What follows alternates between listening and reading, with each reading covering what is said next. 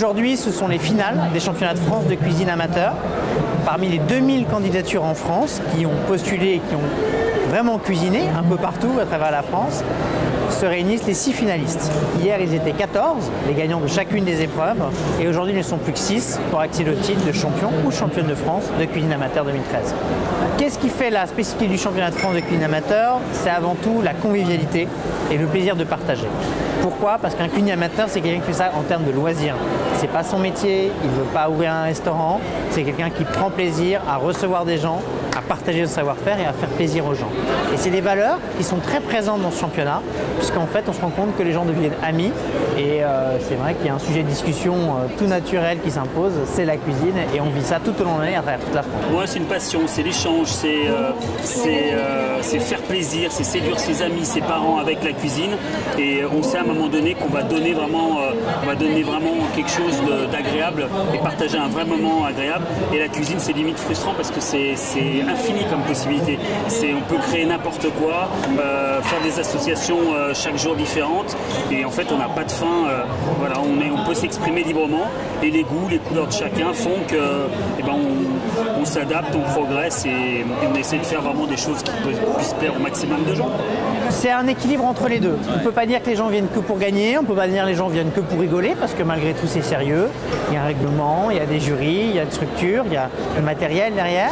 Mais ce qui est sûr, c'est que dans tous les cas, les gens vivent ça de manière conviviale et sympathique, avec l'envie de gagner malgré tout.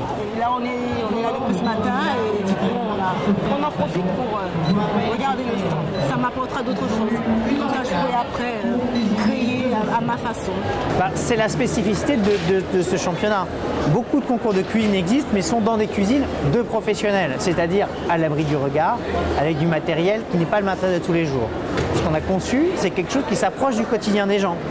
Donc vous cuisinez avec du matériel classique que vous pouvez avoir à la maison, des plaques comme à la maison, des couteaux comme à la maison, du kit électroménager comme à la maison.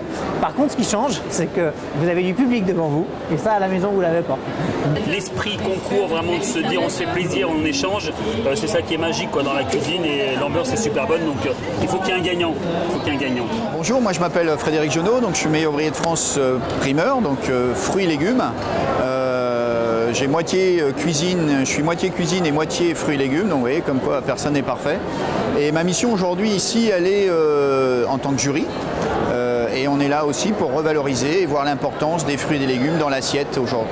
Voilà, on a vu qu'il y avait un panier énorme composé de 60% de fruits et de légumes, et les candidats qui sont quand même des amateurs sont censés normalement faire le marché tous les jours.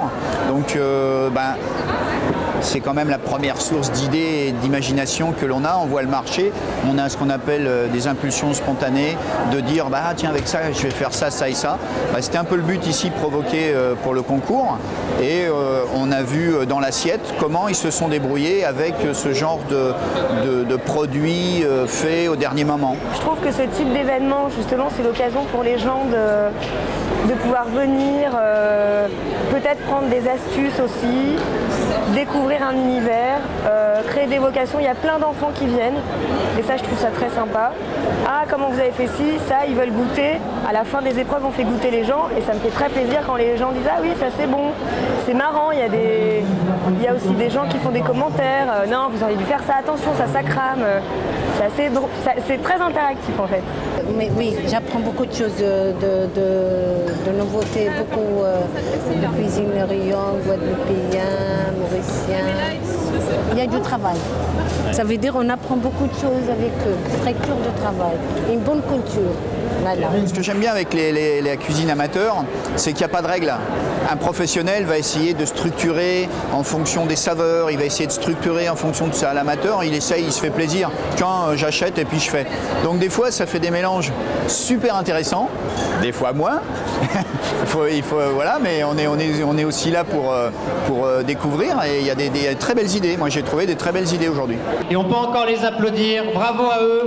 Voilà, ils étaient 2000 dossiers, 2000 candidats à travers toute la France. Ils étaient 14 hier, 6 aujourd'hui. Ce sont nos 6 finalistes. Voilà, donc un grand bravo à eux. Et donc le gagnant, c'est Francis da Silva. Bravo Francis. Félicitations. résultat final, évidemment, je suis fier, ravi, honoré, et c'est un super moment de vivre cet instant. Bravo, merci à tous, et puis rendez-vous l'année prochaine. Passez un bon salon et un bon week-end.